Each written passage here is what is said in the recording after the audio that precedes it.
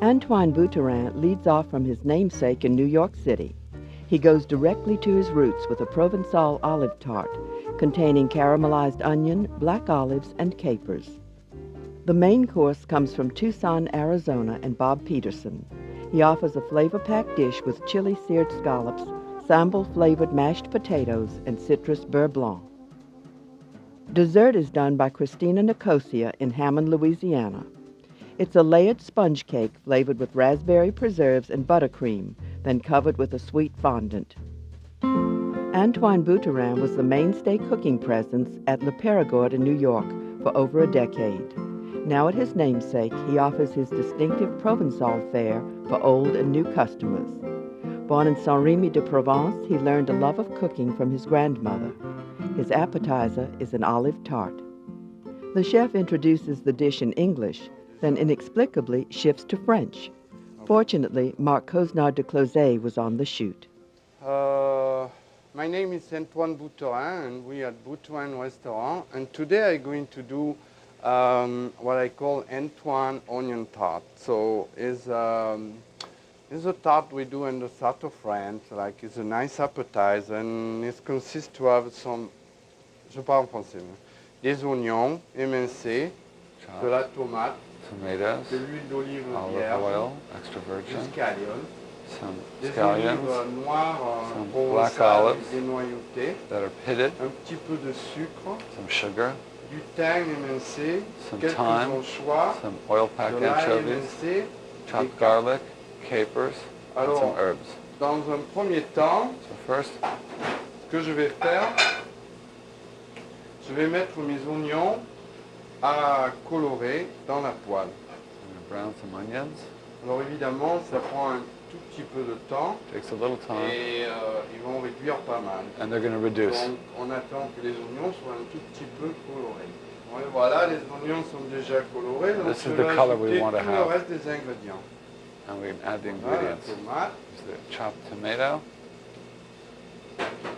le scallion, the scallions, les olives, some olives, l'ail, garlic, les capres, capers, le thym thyme, et les anchois, je les mettrai en dernier lieu de toute façon. I'll add the Un anchovies petit at the peu very end. d'herbe de Provence There's some sèche. dried toujours herbe de Provence. un peu, et on va sauter donc We're going to saute tout this. comme ça. J'ai déjà cuit ma tarte, pré-cuite dans un four. Elle a cuit pendant à peu près Here's our tart. 25 minutes. Et elle est It déjà cooked for about cuite et 25 crispy. minutes. It's Et je vais crispy. donc ajouter, quand tout sera bien incorporé, tous les ingrédients dans la tarte. And when everything is well mixed and cooked, we'll add that to the tart for this great chef's second. Voilà. On est dans le la That's for a big knife in Spanish. Bon, après, je finis la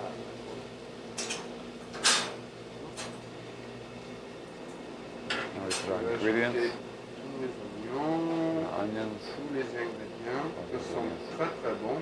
Smells really Parce good. que tout est cuit finalement très vite et toutes les saveurs sont All the different flavors prononcées. are very pronounced. Voilà.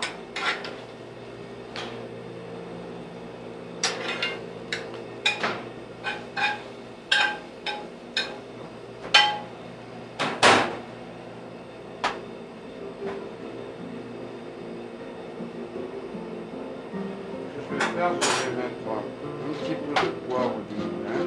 Some ground pepper.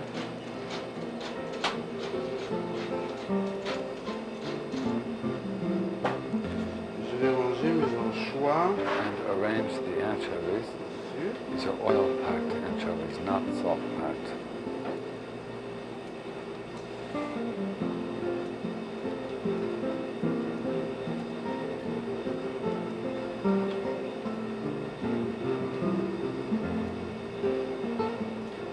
Je vais décorer avec A little bit of rosemary.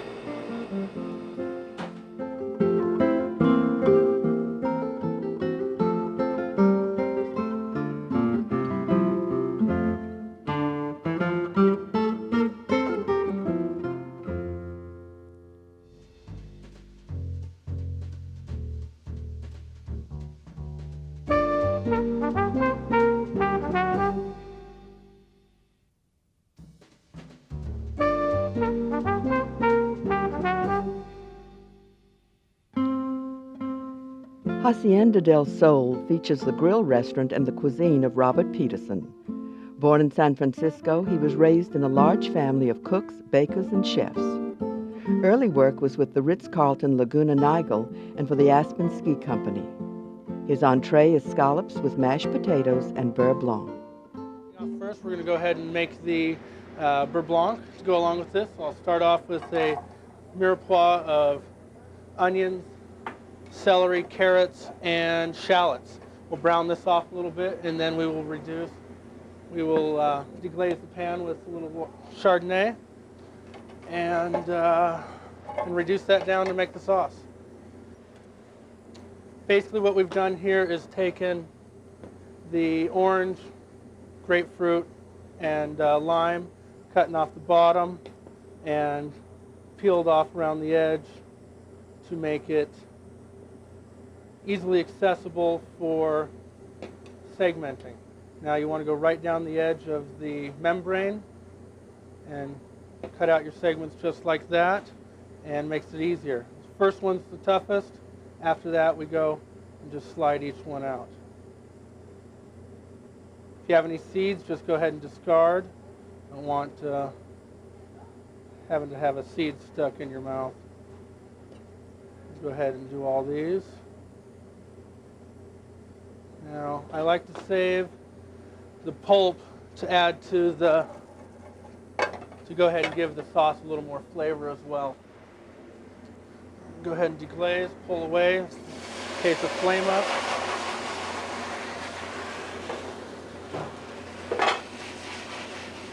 Allow that to reduce. Squeeze what juice you can get out of what's left of the orange. We'll finish that with all of the. Now, some of the citrus we actually do grow on property. The oranges and grapefruit we grow here. We also have kumquats, plentiful herb garden as well, along with, let's see, what else? Some peppers, edible flowers. Try to use as much as we can from the property itself.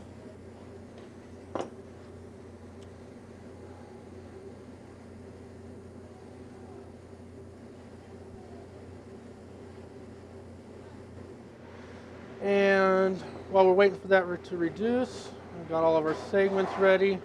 We'll go ahead and go over a peeling of a roasted pepper as well. If you have a gas stove at home, this is quite easy to do on the stove. Electric stove's a little bit tougher, although I have done it before. You want to peel off, thank you. Want to peel off the charred skin as much as possible without using too much water. The water is what it does is rinses away the essential oils and a lot of the flavor that goes along with the pepper. Make sure all seeds are out. Now a little chard left on doesn't hurt. And hopefully I can make this sauce without breaking it.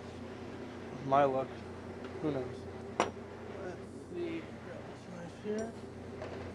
And we're just going to cut these in strips equal size, and turn them around and cut them into equal size squares, ideally. It's all very easy to do at home, especially with a gas grill.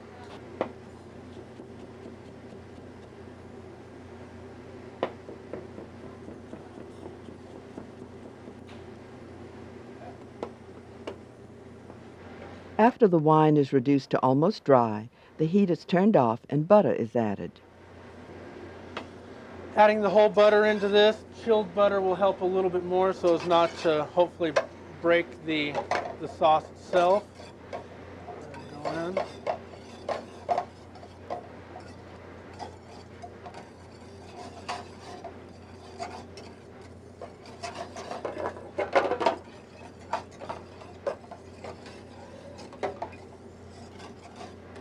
Ideally, the butter will homogenize with what's left of the liquid and not separate on you. Seeing as how I don't cook much anymore, very little anyways.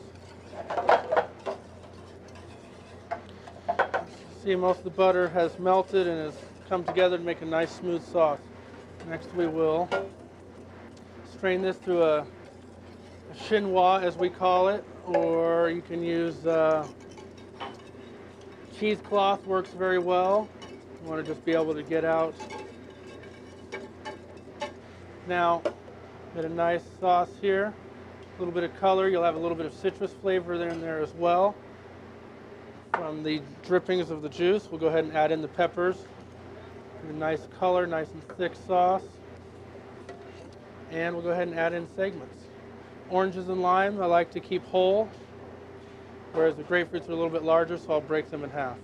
Next, the chef prepares mashed potatoes flavored with the spicy condiment sambal. And we'll take some of the sambal, and then we have strained it out to take the pulp out and the seeds. We're going to go ahead and pour just a touch in, just to flavor it nice. Now, your expectancy on heat is up to you, so you can go ahead and add as much as you'd like. I like mine a little bit spicy. The chef now preps the scallops.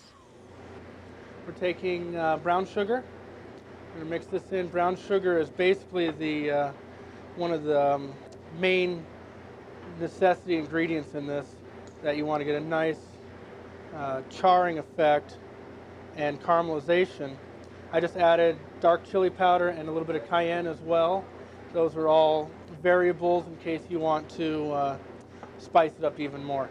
A little bit of ground cumin, one of my favorite flavors. A little granulated garlic. A little fresh black pepper.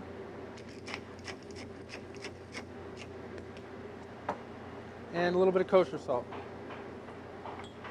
Mix that up.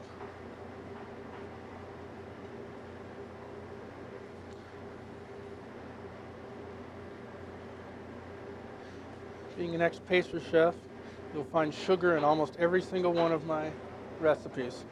The coated scallops are seared on the flat top. We use U10 diver scallops, dry pack. Dry pack gives it a little bit more actual scallop, whereas a wet pack, they inject the scallops with water.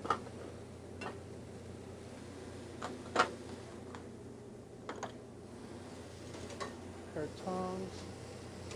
Nice and caramelized on those sides.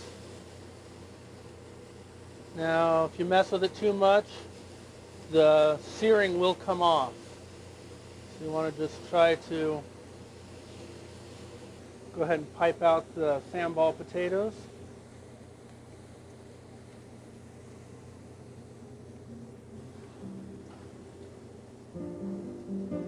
We have our sauce.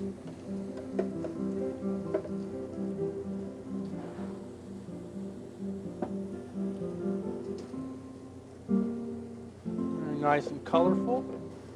The Italian bacon pancetta is a garnish.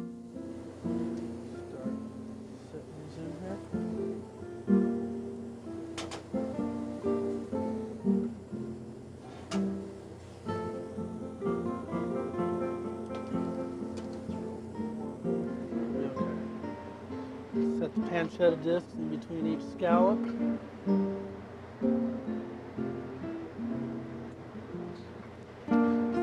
Garnish a little bit of fresh oregano.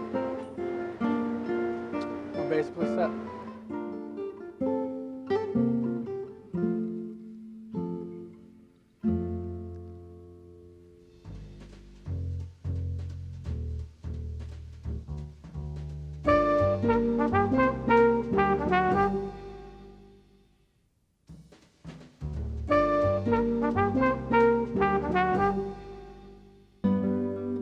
Michabelle, a great French restaurant on the north shore of Lake Pontchartrain, is owned by chef Michel Marseille.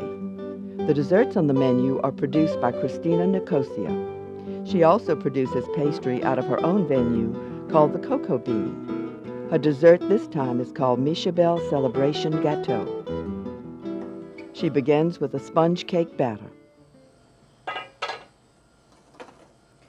For the genoise, I just whipped up the 4 eggs, with a ½ cup of sugar till it's nice and foamy.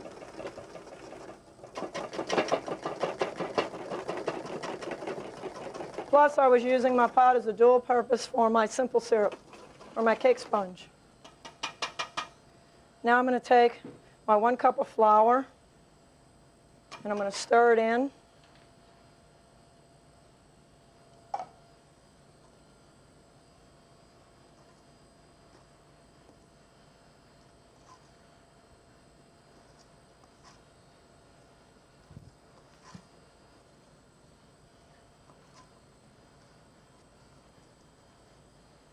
Then I pour it into a prepared cake pan.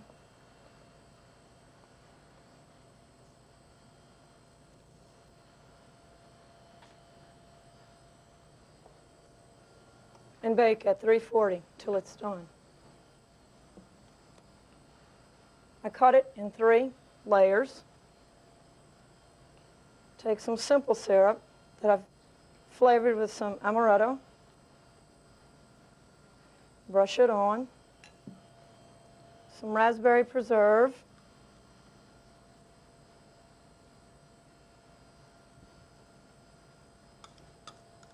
And some buttercream.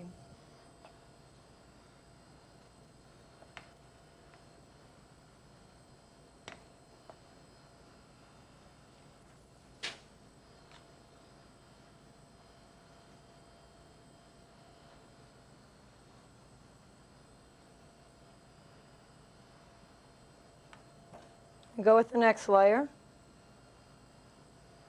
and repeat the same thing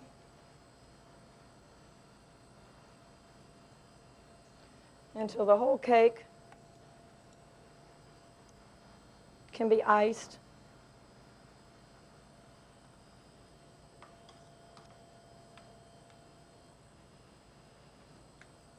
All the way around. The curse for any pastry chef is a hot kitchen, and this kitchen was definitely hot, making handling the buttercream difficult. And once you cover the whole cake, you want to let it sit in the refrigerator for a minute.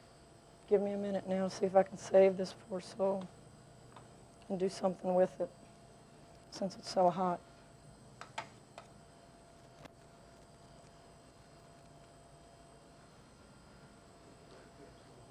No, I'm just going to try to put enough on there, just really to put the fondant over it and let the fondant hold it together.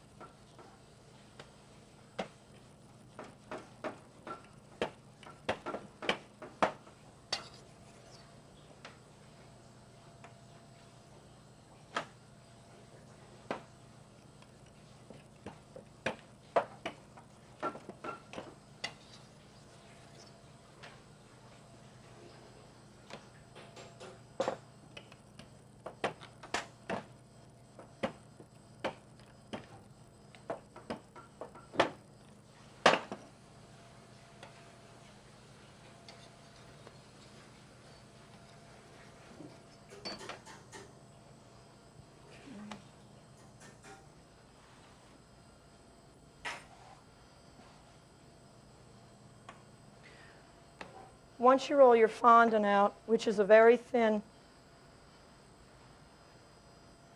layer, fondant is made of sugar that's cooked with water to a certain temperature, and then it's worked on a marble slab, just like you do, I'm trying to think of what it is, fudge. Then you want to take this and layer it over your cake, as so, working it down around the edges.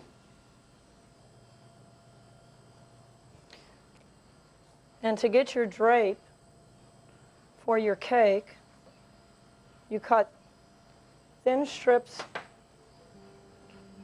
of the fondant, gathering them together and crimping, and then pull to any section you want on your cake.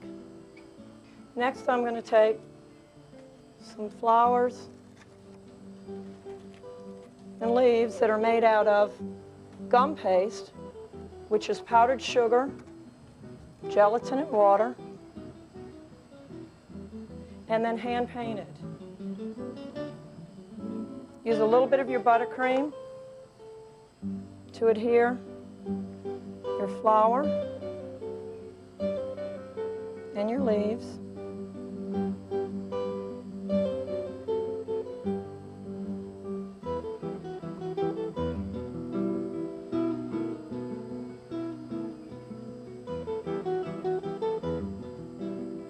Into your cake, and that's it.